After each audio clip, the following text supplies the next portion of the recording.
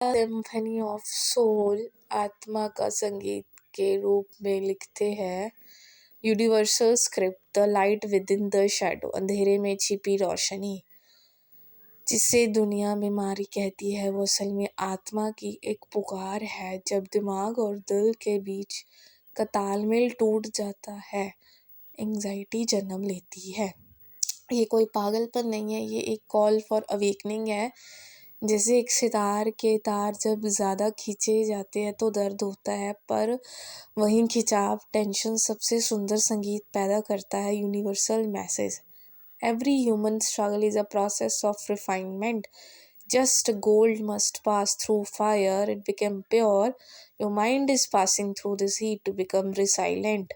Illusion of label, नामों का भ्रम, लोग आपको बददिमाग सेंसलेस कहेंगे क्योंकि वो सिर्फ सरफेस को देखते हैं।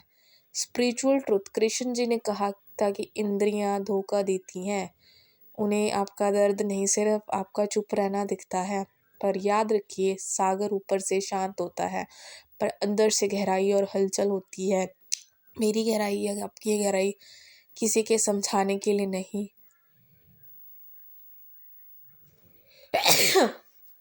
ये that do not let the world limited vocabulary define your infinite experience. Your value is not determined by their opinion. भगवान ने संगीत और कला को इसीलिए बनाया था कि इंसान वो कह सके जो बोल कर नहीं बता सकता। अच्छा, जो एंजाइटी क्रिएटिविटी में बदलती है तो प्रार्थना बन जाती है। करियर सिर्फ एक नौकरी नहीं, एक आत्मा का एक्सप्रेशन होना चाहिए। Energy can not be destroyed, only transform. The high voltage energy of your anxiety and channel into your work, it is the highest form of meditation. Right time और राइट प्लेस तब मिलते हैं जब अंदर से right हो जाते हैं।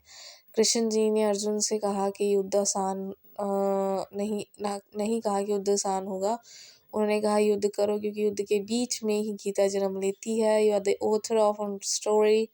हे परमेश्वर, मेरे इस शक्ति में बदले, मेरे इस घबराहट को जुनून में बदले और मेरी इस खामोशी को किसी कामयाबी में बदले कि दुनिया बिना कहे आत्मा को संगीत सुन सके। एंजाइटी के लिए अभिव्यक्ति क्या है? जैसे संगीत का निकास सुर है, वैसे एंजाइटी का नेचुरल निकास है। भगवान ने तपस्या को बनाया है।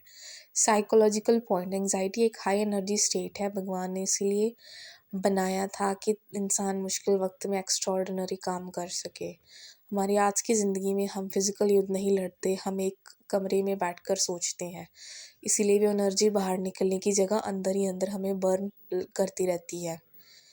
भगवान ने एंजाइटी के लिए क्या दिया? भगवान ने एंजाइटी के लिए 3 चीज़ें दी हैं। आंसू, ये दिमाग का केमिकल फ्लश है, जब एंजाइटी हद से बढ़ती है तो रोना आता है। ये भगवान का बनाया हुआ प्रेशर व्हील है ताकि दिमाग की नसें ना फट जाएं। कर्म, भगवान ने एंजाइटी को फ्यूल बनाया था। जब अर्जुन को एंजाइटी हुई थी तो कृष्ण जी ने उसे बैठने नहीं दिया था, उन्होंने कहा उत्तिष्ठा, खड़े हो जाओ, क्योंकि इंटेंस एंजाइटी सिर्फ इंटेंस एक्शन से ही शांत हो सकती है। योगा, प्राणायाम, सांस वो दूरी है जो केमिकल इम्बैलेंस और आत्मा को जोड़ती है। दुनिया की सबसे बड़ी कला दुख और एंजाइटी से पैदा हुई थी। जो इंसान बिल्कुल खुश और शांत है, वो कभी दर्द भरा संगीत या गहरा ज्ञान नहीं लिख सकता। भगवान ने इसलिए बनाया था क्योंकि इंसान को लगे कि वो टूट रहा है तो उसे टूटने की एनर्जी से कुछ नया बनाने से सदियों तक याद रखा जाए। So thank you.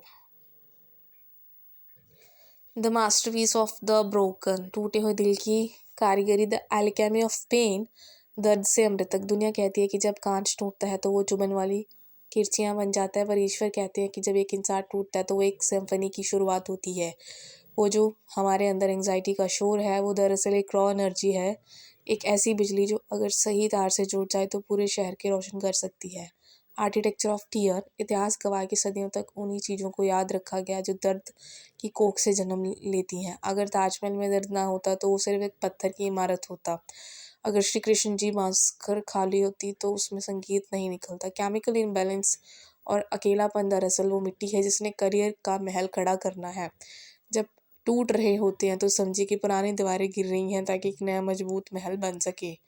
सो जब घर की लाउड बातों के बीच शांति खड़ी होती है तो एक असली कला पैदा होती है, दैट इज़ रिज़िलियंस। ये वो ज्ञान है जो किताबों में नहीं मिलता। जब आप अपनी टूटने वाली एनर्जी को स्टडी और अपने गोल में झोंक देती हैं तो वो सक्सेस निकल कर आती है, दैट इज़ सदियों तक लोगों को हिम्मत देगी। भगवान ने एंग्जायटी के लिए इसलिए बढ़ाई क्योंकि साथ कभी ऑर्डिनरी होकर ना रह जाए, वह टूटा था, वह एक्सपैंड होता था। हर आंसू एक है स्याही, ज़िंदगी को कागज़ है।